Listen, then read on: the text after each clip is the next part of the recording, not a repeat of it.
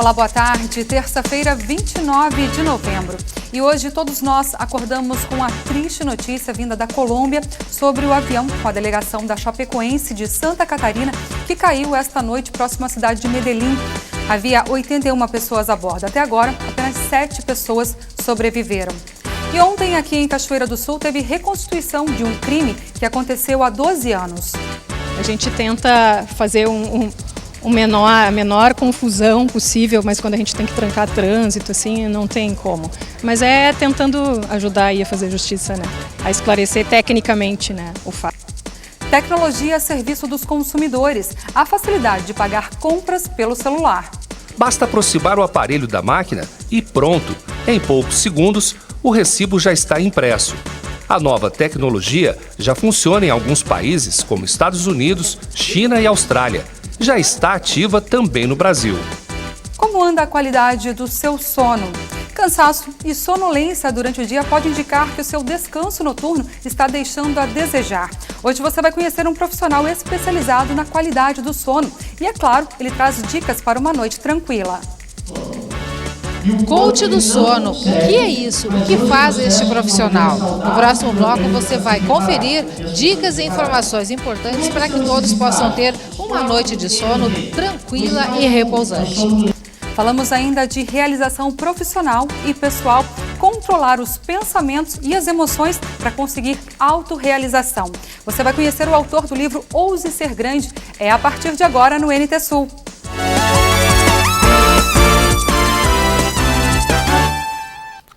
A Assembleia Legislativa do Rio Grande do Sul começa a discutir nesta semana o pacote de reestruturação do Estado, encaminhado pelo governo Sartori. Um dos projetos mais polêmicos trata da extinção de fundações estaduais. O Executivo argumenta que os serviços essenciais vão continuar sendo prestados por secretarias com economia de gastos. Já os representantes dos servidores consideram que é mais vantajoso para a sociedade que esses serviços continuem a cargo das instituições. A Fundação Zoobotânica entrou no primeiro grupo de intenção do governo de extinções ainda no ano passado. Não está no atual projeto o destino do zoológico em Sapucaia do Sul ou dos acervos do Jardim Botânico e do Museu de Ciências Naturais na capital. Mas há ainda coleções, como os mais de 150 mil insetos, alguns catalogados pela primeira vez a partir destas amostras. Ou o serpentário, com a extração de veneno de serpentes que produzem um soro antiofídico regional, com as características de cobras daqui.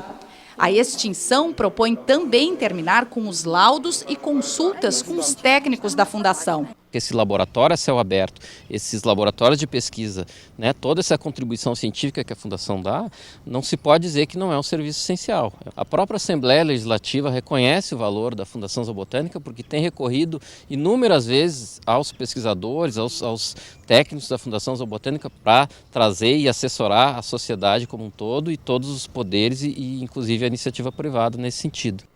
Hoje foi dia de anúncio do PIB Gaúcho, uma das funções da Fundação Estadual de Economia e Estatística. O governo pretende, com a extinção, criar um departamento na Secretaria de Planejamento e Gestão, com os 52 funcionários estatutários da Fundação, que são os mais antigos e já estão aposentados ou devem se aposentar nos próximos anos. É impossível manter a produção da FEE dentro de uma secretaria. Quando for substituído, talvez por consultorias ou por dentro do governo, qual a certeza que esses dados serão gratuitos? A proposta de extinção de 9 fundações estaduais representaria, se aprovada, 129 milhões e 800 mil reais ao ano. Isso equivale a 0,44% de todos os gastos do Estado. Além da FEE e da Zoobotânica, outras 4 fundações de direito privado estão em um único projeto. A Fundação de Ciência e Tecnologia, a Fundação Piratini da TVE e da FM Cultura, a Metroplan e a Fundação de Desenvolvimento de Recursos Humanos. O governo incluiu no pacote as fundações que considera não prestar serviços essenciais. Infelizmente, nós não temos mais condições de estar administrando todas essas empresas que não são atividades essenciais. Nós sabemos que lá atrás, em algum momento, elas foram importantes para o Estado do Rio Grande do Sul. Mas agora o mundo mudou, o mundo evoluiu e nós temos que fazer essa racionalização. A estratégia dos servidores em grupos e postagens nas redes sociais e também em manifestações públicas é buscar apoio da sociedade e chamar a atenção dos deputados para os impactos sociais e financeiros da extinção de atividades de pesquisa, tecnologia, cultura e comunicação. Nós nos pagamos, a FEE é superavitária pelo trabalho que ela faz. A Centec é superavitária, sempre foi, ela pagava a folha dela com o salário com que ela faz. São investimentos que não podem simplesmente ser desperdiçados. Mais de 60 mil bovinos e bubalinos ainda precisam ser vacinados contra a febre aftosa. Essa segunda etapa da campanha, que termina amanhã, é obrigatória para animais que têm até 2 anos de vida. A compra de todas as doses, elas precisam ser feitas até o próximo dia 30, quarta-feira. Mas não basta isso, é preciso que todo produtor rural venha até aqui a Inspetoria Veterinária para trazer o comprovante de que comprou a dose e de que vacinou seu rebanho até no máximo dia 7 de dezembro.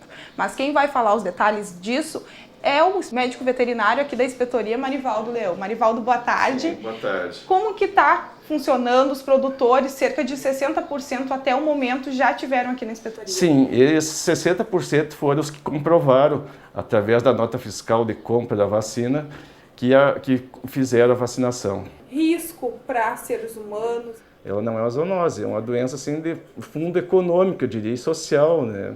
Porque o vírus ele difunde assim, muito rápido, né? Entre os animais, né? Entre os animais suscetíveis, ele difunde muito rápido, né? Os animais são atingidos e assim o que eu diria assim é que a causa, né? Por que é toda essa preocupação em vacinar? É porque o nosso estado, né, com um foco de febre aftosa, acaba tendo um impacto muito grande econômico, né? Porque é trancada as exportações de produtos de origem animal, né, ficam impedidas, né? Então esse é o maior impacto que tem, assim, o impacto econômico dessa doença. E para nós comermos a carne de um animal que tem o risco de ter a doença? Não, no caso o ser humano não é atingido pelo vírus. O ser humano, como ela não é uma zoonose, nós não corremos esse risco de ser atingido. Podemos consumir naturalmente que não... Sim, a gente nunca recomenda consumir a carne de um animal que possui essa doença, porque tem o vírus, né? Mas né, o ser humano ele não é atingido, né? Apenas os outros animais. É um vírus assim, de alta difusão, né? Que ele, em pouco tempo ele atinge a outros animais, né? Com muita rapidez. O que a gente tem de caso recente? O último realmente é aquele surto que a gente teve no ano de 2000 ou de lá para cá a gente tem algum outro registro? Não, aqui no nosso estado foi em 2001 que houve o último foco de febre aftosa. Após isso, o nosso estado tornou-se livre da febre aftosa com vacinação e agora os produtores têm que continuar vacinando para nós conseguirmos o status livre sem vacina, que vai abrir novos mercados para a carne do nosso estado. Já se passaram 15 anos daí. Sim. E de que forma, né, o vírus está controlado?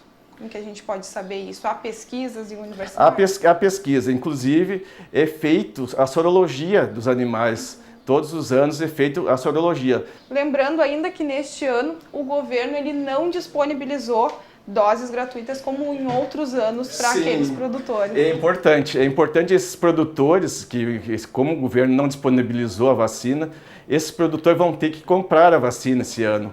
Vão ter que comprar e trazer a nota aqui na Inspetoria Veterinária para comprovar a vacinação. O estado do Rio Grande do Sul era o único que tinha esse diferencial, né? Sim, exatamente, mas por problemas econômicos, dificuldade financeira do nosso governo, esse ano ele não vai disponibilizar a vacina gratuita.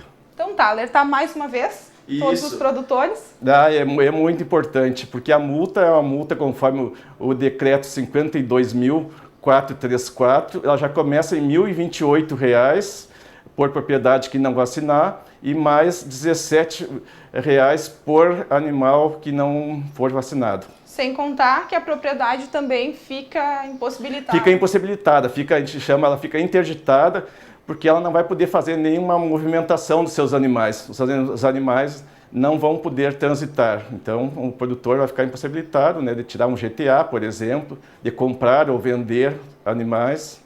Então tá, muito obrigada pelas informações. Eu que agradeço a oportunidade. Ok, obrigada. O que o médico veterinário disse então, a GTA é a Guia de Trânsito Animal. Todo produtor rural que precisa ir fazer alguma comercialização, ele precisa vir aqui junto à Inspetoria Veterinária, tirar essa guia para poder levar os animais de sua propriedade, né, transitar aí. Voltamos ao estúdio. Tá certo. Obrigada, Gabriela, pelas informações. Lembrando que a Inspetoria Veterinária aqui de Cachoeira do Sul fica aberta de segunda a sexta-feira, das 8 da manhã ao meio-dia, fecha para o almoço, e da 1h30 até as 5h30 da tarde. Vamos para um rápido intervalo. A seguir falamos sobre o avião com a delegação da Chapecoense de Santa Catarina que caiu esta noite próximo à cidade de Medellín. Havia 81 pessoas a bordo. Até agora, apenas 7 sobreviveram. E aqui em Cachoeira do Sul teve reconstituição de um crime que aconteceu há 12 anos no Grêmio Náutico. A gente tenta fazer a menor confusão possível, mas quando a gente tem que trancar trânsito, assim, não tem como. Mas é tentando ajudar aí a fazer justiça, né? A esclarecer tecnicamente, né, o fato.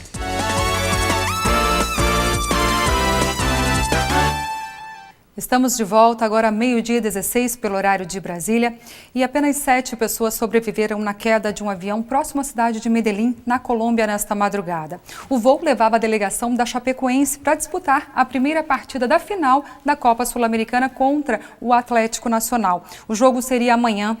As autoridades colombianas confirmaram a morte de 76 pessoas no acidente aéreo com a delegação da Chapecoense na madrugada desta terça-feira na cidade de La Unión, próximo a Medellín, na Colômbia. Ainda não há confirmação oficial do nome das vítimas. Inicialmente, o general José Acevedo Ossa, membro da polícia local e responsável pelo resgate, e o prefeito de Medellín, Federico Gutiérrez Zuluaga, divulgaram um total de 76 mortos. Posteriormente, porém, o Corpo de Bombeiros divulgou que mais uma pessoa foi retirada com vida dos destroços e encaminhada ao hospital, o zagueiro Neto. Além do zagueiro, outras 6 pessoas sobreviveram à tragédia. 4 deles são jogadores da Chapecoense. O lateral esquerdo, Alan Ruschel, além dos goleiros Danilo e Foman, o jornalista Rafael Enzel, o tripulante Ervin Timiro e a comissária de bordo Ximena Soares também foram resgatados com vida. As informações são de hospitais da região e de familiares dos jogadores. No voo estavam 81 pessoas, incluindo 72 passageiros e 9 tripulantes. 48 eram membros da Chapecoense, incluindo 22 jogadores, 21 jornalistas e 3 convidados, além da tripulação. A aeronave decolou de Santa Cruz de la Sierra, na Bolívia, e iria com destino à cidade de Medellín, na Colômbia. Informações preliminares dão conta que uma pane elétrica poderia ter motivado o acidente. Familiares dos atletas estão reunidos na Arena Condá, estádio da Chapecoense, aguardando notícias. É muito triste a notícia que recebemos hoje de manhã. Na verdade, jamais a gente ia esperar. Hoje nós estamos reunidos aqui no vestiário da Chapecoense, enfim, na área mista, no estádio Índio Condá, recebendo as pessoas envolvidas na Chapecoense, pessoas que amam a Chapecoense, pessoas que gostam de Chapecoense. É uma notícia assim que não existe, cara. Foi muito difícil, até agora não caiu a ficha, sabe? Diante dessa tragédia, a Confederação Sul-Americana de Futebol cancelou a decisão da Copa Sul-Americana, que seria disputada entre Chapecoense e Atlético Nacional. E a CBF, Confederação Brasileira de Futebol, adiou o segundo jogo da decisão da Copa do Brasil entre Grêmio e Atlético Mineiro, que estava prevista para amanhã. O prefeito da cidade de Chapecó, Luciano Burigon, cancelou todas as festividades de final de ano e decretou luto oficial por 30 dias. Aqui em Cachoeira do Sul, na tarde de ontem, a equipe do Instituto Geral de Perícias fez a reconstituição do assassinato de José Vilmar da Silveira. Ele foi espancado em frente ao Grêmio Náutico Tamandaré. O crime aconteceu há 12 anos. Durante o trabalho da perícia, o trânsito ficou bloqueado na rua Júlio de Castilhos. A reconstituição do assassinato de José Vilmar da Silveira, espancado com socos e chutes dia 22 de fevereiro de 2004, depois que saiu do baile de carnaval no Grêmio Náutico Tamandaré, durou cerca de 1 hora. O trabalho do Instituto Geral de Perícias teve o apoio da Polícia Civil e como base os depoimentos prestados pelo acusado, Renan Corrêa da Rosa, de 32 anos, testemunhas e um amigo da vítima. Adriana Brown foi a perita criminal que coordenou a ação. Que viram alguma coisa que possa vir a esclarecer, ajudar a esclarecer o crime. Então essas são as versões que são reproduzidas à tarde aqui, que foi feito agora com a tomada fotográfica de cada versão individual. De cada cena, né? De cada versão de cada participante. Tá? Todas as cenas da versão do réu foram feitas as fotografias e depois isso é montado no laudo uma versão. Então de cada pessoa é feita essa versão. Depois essas versões elas são comparadas umas com as outras para ver o que é compatível ou não. E depois disso, além de serem comparadas umas com as outras, são comparadas com os exames periciais anteriores. Todos os exames que tiverem anteriores, laudo de local de morte, balística. Então, assim, é uma perícia que conclui, né, é a última perícia, que conclui todas as outras. Quantas testemunhas estiveram presentes aqui?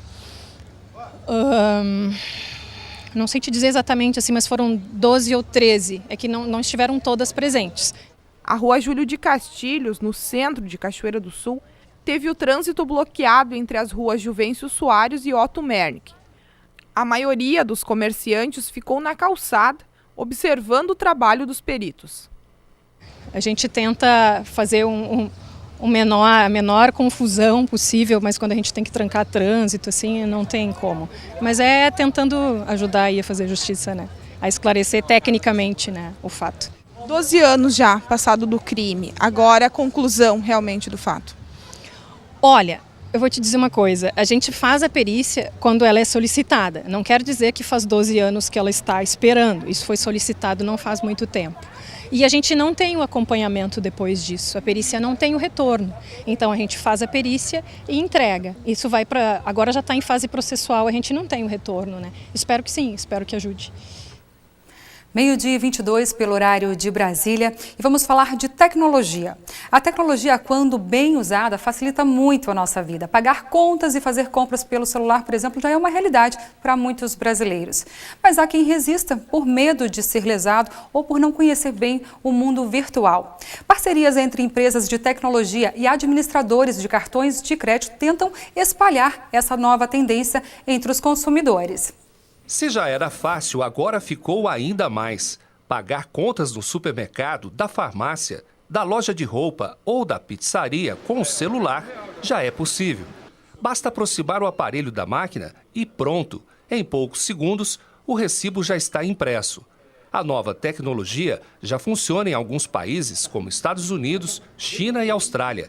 Já está ativa também no Brasil. O usuário cadastra todos os cartões e contas de bancos em um aplicativo e passa a usá-lo como uma central financeira. De acordo com o vice-presidente de produtos da Visa no Brasil, a nova tecnologia não vai acabar com o cartão. A gente vai continuar tendo o cartão, entretanto as pessoas estão procurando formas mais descoladas, formas modernas, formas seguras de também pagar. Usar o celular como cartão eletrônico passa a ser mais uma função do aparelho que ganha cada vez mais espaço na vida dos consumidores. Um método que a gente já tem já é prático, que usando, né, o banco pelo celular já é prático, assim, facilita mais ainda. Hoje todo mundo faz tudo com o celular, você manda mensagem, você paga a conta, e por que não pagar quando você vai comprar algo no comércio? É uma boa ideia, né?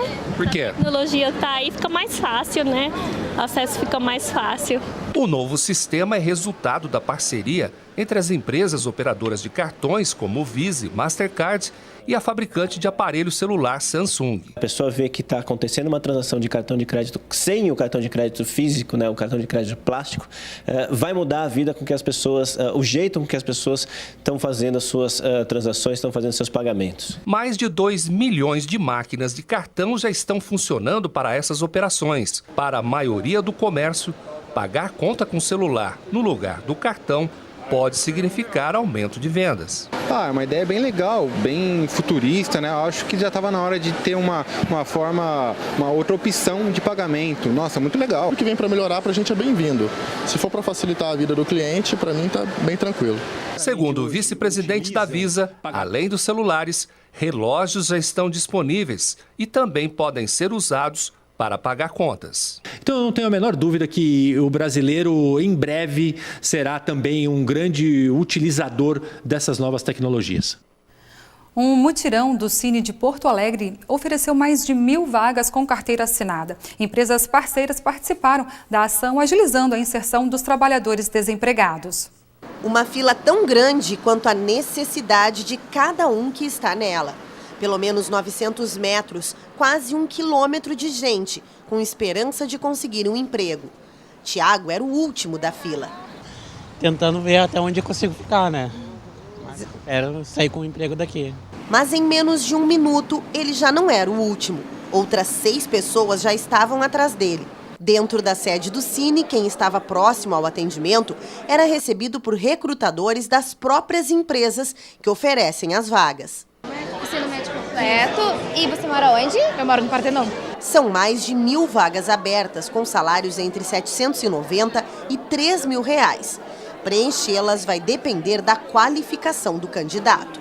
Tem oportunidade para todos, porque nem sempre as vagas são preenchidas. Por quê? Porque falta o perfil adequado para a vaga ofertada. Muitos candidatos nos procuram e eles não têm ensino médio, eles não têm a qualificação desejada, eles não querem aquela vaga ofertada, então essa vaga ela continua sendo disponível. Minha certeza de conquistar um futuro melhor, né, daqui para frente, sempre avançar em frente. Tá essa oportunidade, né, que eu vou agarrar e seguir em frente, né. Veja as oportunidades de emprego disponíveis na agência FGTA Cine de Cachoeira do Sul.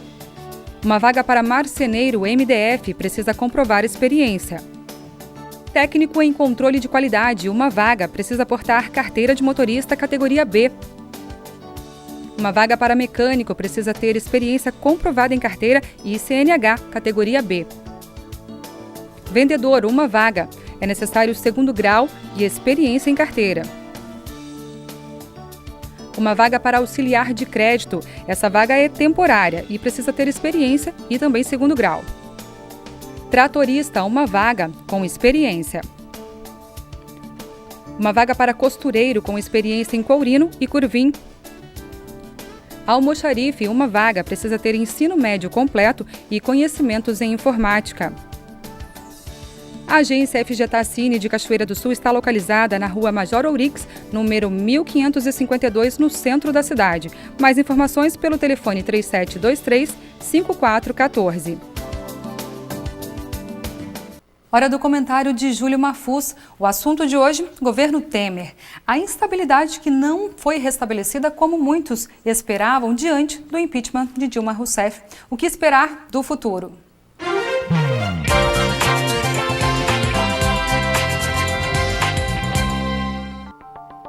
Olá, boa tarde. Um futuro sem temer. A frase é um trocadilho, mas qualquer interpretação é válida também. Estamos todos apreensivos com o presente e com o futuro. Temer não é o presidente que queríamos, mas é o que temos. E é certo que, se completar o mandato, teremos um governo moribundo, envolvido em escândalos e sem credibilidade. Independentemente de nomes, precisávamos de um presidente ético acima de tudo. O núcleo duro PMDBista, como já escrevi, não sobreviverá. Dos 6 ministros que caíram, 2 eram deste núcleo e amicíssimos do presidente. Mas ainda restam 2, Padilha e Moreira Franco, que tendem a cair em breve. Ou seja, não tem como se sustentar politicamente. Sinceramente, não torço pelo impeachment nem pela renúncia. Quero estabilidade até 2018. Mas no atual contexto, isso parece quase que impossível. Não se ajudam, até porque o que o levou ao poder talvez não tenha sido a ética, mas a falta dela. Por isso, temos tudo a temer. Falei e assino embaixo. A seguir, se você anda tendo cansaço e sonolência durante o dia, pode ser que a qualidade do seu sono não seja das melhores. Depois do intervalo, conversamos com um profissional especializado na qualidade do descanso. Coach do sono, o que é isso? O que faz este profissional? No próximo bloco você vai conferir dicas e informações importantes para que todos possam ter uma noite de sono tranquila e repousante. Falamos ainda de realização profissional e pessoal, controlar os pensamentos e as emoções para conseguir autorrealização. Você vai conhecer o autor do livro Ouse Ser Grande. Nós já voltamos.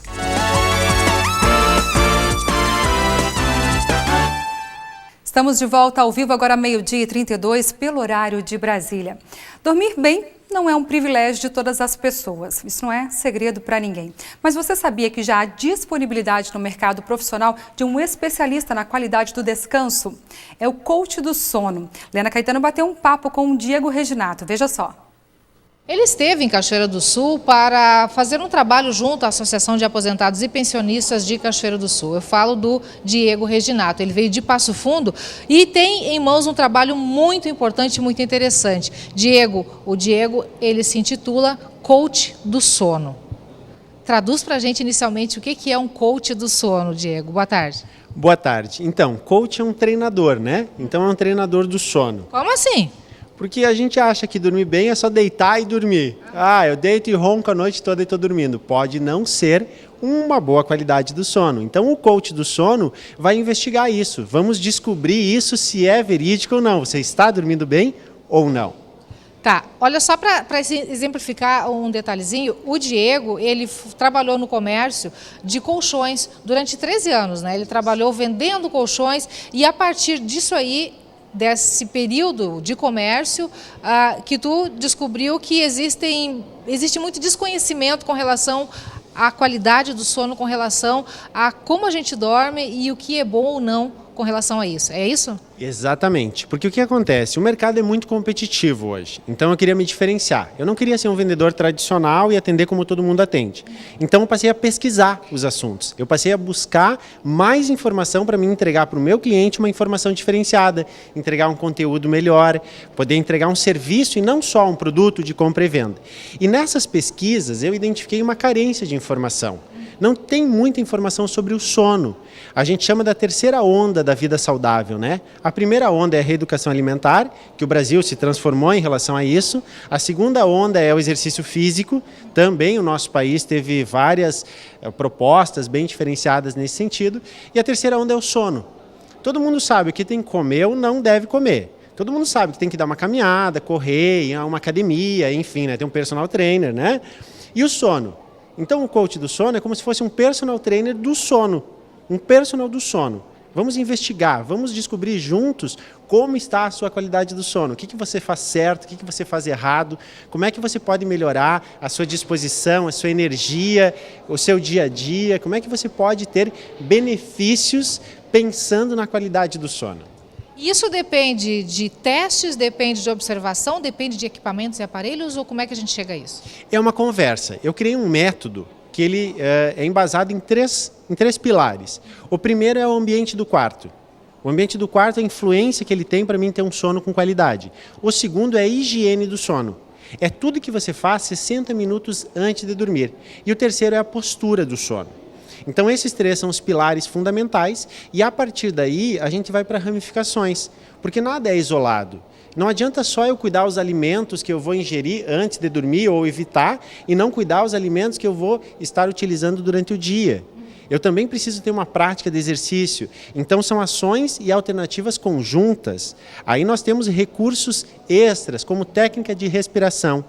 Uma técnica bem simples de respiração que vai fazer a pessoa ter uma qualidade de sono melhor. Então, todo o nosso trabalho, ele fica em torno desses 3 pontos básicos. O ambiente do quarto, a higiene do sono e a postura do sono. Pessoas que têm problemas para dormir, pessoas que roncam, por exemplo, que têm o sono agitado, ou que têm alguns outros problemas, podem ser resolvidos a partir do teu trabalho? Sem sombra de dúvidas. Eu tenho parcerias específicas quando a gente precisa de um recurso extra. Então, por exemplo, se o caso é crônico, precisa fazer um exame de polissonografia, que é um exame especializado para se investigar a qualidade do sono. Porém, em nosso país, ainda isso não é muito desenvolvido e algumas pessoas não têm acesso, outras não têm recurso. Então, a gente trabalha com pesquisa. A gente faz uma pesquisa do sono com 12 perguntas e eu vou conseguir identificar, através dessa pesquisa, quais são os pontos que estão equivocados e os pontos que nós precisamos ajustar. Então, de uma maneira bem simples e objetiva, eu consigo resultados extremamente satisfatórios. Bom, ele está dando palestra, veio a Cachoeira do Sul para ministrar uma palestra aqui na Associação de Aposentados. É um trabalho que tu faz frequentemente, né? Sim. E a partir dessas palestras, o que mais que tu faz divulgando esse trabalho ou até alertando as pessoas para que a qualidade do sono seja uma coisa observada e cuidada? Certo. Eu peguei todo esse conteúdo, todas essas informações e transformei em pequenos vídeos. Então, no meu canal do Coach do Sono, ele chama Produtividade do Sono. Então, se você procurar Diego Reginato, Coach do Sono, Produtividade do Sono, você vai encontrar o Instagram, o Facebook, o YouTube, vídeos específicos com dicas práticas. Acesso gratuito? Acesso gratuito. Depois, nós vamos criar um projeto mais robusto, onde a gente vai reunir todas as informações num curso virtual, onde a pessoa vai poder usufruir de tudo isso que a gente vem dando pequenos tópicos, né? A gente compilou isso num infoproduto digital e aí as pessoas vão poder ter acesso a todas essas informações e terem as suas vidas transformadas. A gente vê que tem muita coisa sobre esse tema, né? É um assunto bastante amplo. Mas para a gente encerrar, antes da gente encerrar, melhor dizendo, o que tu pode dar de dica básica, assim, para a pessoa que está nos assistindo agora, para que possa dormir mais tranquilo, que tenha um soninho mais gostoso? 2 dicas bem simples que todo mundo pode fazer. 1 hora antes de dormir, nada de celular e TV. Ambiente do quarto completamente escuro e silencioso. Só? Essas 2 dicas já são suficientes para você começar a sentir o que pode se mudar em termos de qualidade do sono. Se mudar só isso, as suas noites vão ser transformadas. E a gente pode observar que uma das tuas dicas aí menciona a questão de celulares, por exemplo, que é vício, é mania de muita gente. Então isso incute também uma mudança de hábitos. Isso, é por isso que eu toco nesse ponto, porque ele é um dos maiores desafios. Só que por que o celular é tão ruim para a qualidade do sono? Porque ele manda uma informação e o globo ocular recebe essa informação e manda para o cérebro que tem que processar, tem que trabalhar. Então o corpo fica cansado, mas o cérebro fica estimulado. E aí a pessoa vai dormir, se bate na cama, tem insônia, não consegue dormir bem. Então é importante você tirar toda a influência de luz branca, de luz azul, antes de dormir, para preparar a produção natural de melatonina no seu organismo, para você ter estágios de sono profundo, onde o seu organismo vai estar se reparando. Tá bom, então. Diego, obrigado pelas tuas informações, pela tua participação conosco aqui no NT Sul. Sucesso nas tuas iniciativas aí. E logo, então, a partir de quando esses vídeos estarão disponíveis? Acredito que ainda no finalzinho de 2016. Repete o endereço virtual aí pra gente, por favor. Produtividade do Sono. Diego Reginato, Coach do Sono, Produtividade do Sono.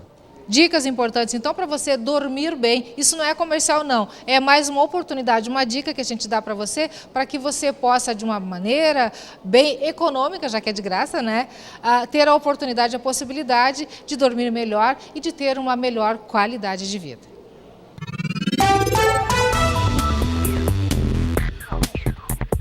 Terça-feira de sol com muitas nuvens em Cachoeira do Sul. Não há previsão de chuva para hoje. As temperaturas ficam entre 15 e 27 graus. A quarta-feira será de sol com nevoeiro ao amanhecer. As nuvens aumentam na parte da tarde. As temperaturas ficam entre 13 e 28 graus.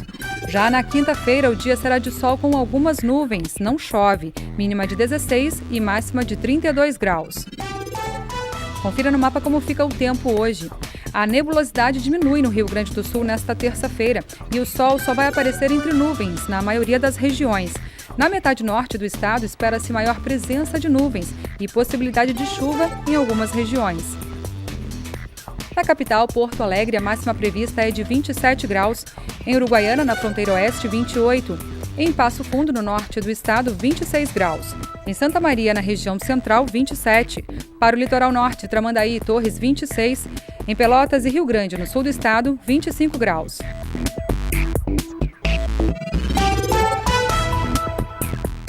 Quem não sonha em ter realização profissional e pessoal? Muitos escritores e estudiosos afirmam que para conseguir autorrealização é necessário controlar os pensamentos e as emoções. Você vai conhecer agora o autor do livro Ouse Ser Grande. Você acredita que possa mudar a realidade que está vivendo apenas mudando o seu pensamento? Então veja a entrevista. Daniel, boa tarde, é contigo. Olá, boa tarde, Darcy, boa tarde a todos. E a gente recebe agora aqui no estúdio Maurício Souto, autor do livro Ouse Ser Grande. Boa tarde, Maurício, obrigado pela presença com a gente. Boa tarde, Daniel. Eu que agradeço a honra, né, e o privilégio de estar aqui no programa de vocês. Tudo bem, quero começar te perguntando sobre por que escrever sobre essa temática, sobre a grandeza, não é? E sobre o que trata, de maneira geral, o seu livro. O Ouse Ser Grande, ele trata da realização pessoal, realização profissional, realização de sonhos e superação. Porque nós vivemos atualmente, Daniel, o mundo vive, né, não só o Brasil, mas o mundo em si, uma crise existencial muito grande, onde as pessoas estão insatisfeitas, né, com os resultados que estão obtendo e também estão se sentindo impossibilitadas de realizar os seus sonhos. E o livro vem, então, justamente na contramão disso aí, mostrando para as pessoas que é possível e que elas devem acreditar na realização dos seus sonhos. Perfeito. Uma curiosidade sobre o Maurício é que ele é cirurgião dentista. Então, onde que surgiu essa ideia ou essa vontade de escrever sobre essa temática? Fale um pouquinho do autor, do Maurício. Eu sou cirurgião dentista, formado pela Universidade Federal aqui de Santa Maria, né, próximo aqui. E logo após formado, uns 3 anos depois, me surgiu uma inquietação, Daniel. Eu queria saber, né, o que diferenciava pessoas que se davam bem na vida, né, empresas bem-sucedidas e pessoas e empresas também que eram felizes naquilo que faziam. E então eu fui estudar para ver, né, o que diferenciava, porque eu queria também ser um profissional de sucesso, um profissional bem-sucedido. Então eu fiz uma revisão da literatura, né, e cheguei a algumas conclusões. Aí eu comecei a aplicar aqueles ensinamentos, aquelas aprendizagens na minha vida, e eu vi que a minha vida começou a mudar, colocando em prática aqueles ensinamentos, né, de motivação, de autoajuda. Aí depois eu casei, tive filhos, aí comecei também a aplicar esses ensinamentos na educação dos meus filhos e também com alguns clientes que vêm ao meu consultório, né? E eles retornavam depois dizendo: doutor Maurício, aquelas orientações que você me passou surgiram efeito, foi muito bom, né? E aí isso então foi fortificando a ideia de fazer inicialmente um manual, aí foi criando o corpo, né? E acabei escrevendo então o livro Ouse Ser Grande para também ajudar outras pessoas a realizarem os seus sonhos e atingirem os seus objetivos. Fala pra gente sobre as características das pessoas bem-sucedidas, porque certamente é uma curiosidade que fica. Afinal, como são as pessoas que se dão bem na vida? Nessa pesquisa, Daniel, eu verifiquei que as pessoas bem-sucedidas, né, que são felizes naquilo que elas fazem, elas têm uma ideia bem clara em sua mente, né? Elas têm um objetivo certo e elas sabem aonde elas querem chegar. Isto é, a pessoa sabe aonde ela está e aonde ela quer chegar. E essas pessoas, elas têm a capacidade de controlar a sua mente, né? O Napoleão Hill fala sobre isso também, né? Direcionando-a para objetivos específicos, né? Então, você tem que saber aonde você quer chegar e apoiar-se em um bom planejamento. Então, isso diferencia essas pessoas. E é lógico que tem algumas características pessoais, tipo dedicação, determinação, persistência, motivação e entusiasmo, que fazem toda a diferença. E, principalmente, muito trabalho. Todas as pessoas bem-sucedidas e empresários, eles trabalham muito, né? Porque as pessoas, às vezes, imaginam que pode ter sorte envolvida ou milagre, e não existe isso aí, né? É muita atitude, muita prática e muita ação. Com certeza. Queria tratar também contigo, Maurício, aproveitando a sua presença, sobre esse conceito de sucesso, quem sabe no trabalho, a pessoa tem uma boa carreira, uma carreira estabelecida, e felicidade, porque às vezes ela pode até ter tido sucesso na sua carreira, mas não é lá tão feliz assim, ou com a sua família, ou por outros fatores. Como conciliar esses ingredientes? Na verdade, não existe assim uma relação direta entre riqueza, né, ou ser bem-sucedido e felicidade. Felicidade é um estado de espírito, né? Existem muitas pessoas que são realizadas profissionalmente, né? Então são felizes, né, na sua profissão, no seu trabalho, e às vezes não tem a mesma felicidade nos seus relacionamentos, na sua vida pessoal. Não existe uma ligação direta. O bom seria se a pessoa tivesse um equilíbrio em todos os setores da sua vida, né, na vida pessoal, na vida profissional, na sua vida religiosa, cuidando da sua saúde, da parte física. A pessoa que conseguir, então, fazer esse equilíbrio, com certeza, ela será mais feliz em todos os sentidos, né? Claro. Certamente todo mundo quer realizar os seus sonhos, né? Atingir os seus objetivos. Existe alguma coisa que não possa ser alcançado? Quem sabe alguém que se sinta pobre demais, que não possa fazer uma faculdade, ou esteja numa condição que ele acredita que não possa chegar a um estágio mais avançado. Como é que o senhor trata disso? Na verdade, todos os sonhos eles são possíveis de serem realizados, né? Mas desde que esse sonho seja inerente da própria pessoa. né? Eu sempre digo, você não pode realizar um sonho que não é seu, porque às vezes as pessoas têm o hábito, né, de ou copiar o sonho de alguém, né, ou por inveja, ou por cobiça, né, e não é o sonho. E aquelas qualidades que eu falei anteriormente, né, das pessoas bem-sucedidas, se não for efetivamente um sonho da própria pessoa, vai chegar num momento que ela vai desistir, porque vai faltar dedicação, vai faltar um pouco de determinação, vai faltar persistência, vai faltar entusiasmo. Mas quando a pessoa tem um desejo ardente de realizar um sonho, com certeza ela vai realizar. E aí entra também a questão das crenças limitantes, né? Que a pessoa diz assim, puxa vida, eu gostaria de fazer uma faculdade, mas eu tenho poucos recursos. Na verdade, isso é uma crença limitante que eu falo no livro, que as pessoas devem mudá-las para que elas possam atingir os seus objetivos, né? E nós percebemos que nas frases, por exemplo, quando a pessoa usa a palavra mas, né? Então, eu gostaria de fazer uma faculdade, mas tenho poucos recursos, né? Ou acho que eu moro numa cidade muito distante, né? Então, a pessoa ela começa a colocar alguns empecilhos, né? Que façam com que ela se afaste do seu sonho. Então, ela, eliminando isso aí, com certeza, ela vai realizar os seus sonhos. Uma pergunta nesse sentido, nós mesmos podemos criar alguns monstros que na prática nem existem. Vocês concordam com essa afirmação? Com certeza. Isso aí também passa pela questão do medo, né? Muitas vezes a pessoa ela tem que tomar uma iniciativa e ela começa a criar algumas dificuldades. Quando ela tem essa situação, muitas vezes é interessante que a pessoa perceba que o medo, de certa forma, ele não é de todo ruim, né? Ele está tentando dar uma mensagem assim, que talvez você não esteja preparado para aquela situação, para aquele novo desafio. Então, o que a pessoa tem que fazer? Ela tem que se preparar, né? Conversar com outras pessoas, ler um livro, fazer um curso, buscar alguma orientação, que aí ela vai ter uma estrutura melhor, vai estar mais preparada e vai começar a agir. E esse medo, essas perturbações, elas irão desaparecer no momento que a pessoa agir. Porque nós verificamos assim que todas as pessoas, de uma certa forma, elas têm medos, né? Elas começam a criar algumas imagens mentais e tal. Então, é preciso que a pessoa mude essa forma de pensar, né? Substitua essa crença negativa por uma crença, por um pensamento positivo e comece realmente a agir na busca e na realização dos seus objetivos. É interessante que o Brasil, ele tem, para citar uma situação prática, um nível de empreendedorismo nem tão alto assim. Ou algumas pessoas até que se aventuram, depois se frustram, enfim. Mas na prática, assim, essa questão de sair da zona de conforto, de fazer algo diferente e atingir um objetivo maior, a gente não tem uma experiência assim tão positiva. Por que é tão difícil sair da zona de conforto? Esse é um grande problema, né, para todas as pessoas, empresários, profissionais liberais e no dia a dia, né? Porque quando a pessoa está na zona de conforto, ela está achando que ela está eliminando muitos riscos, né? Só que, ao mesmo tempo, ela está eliminando a maturidade e pode estar também eliminando ali o sucesso.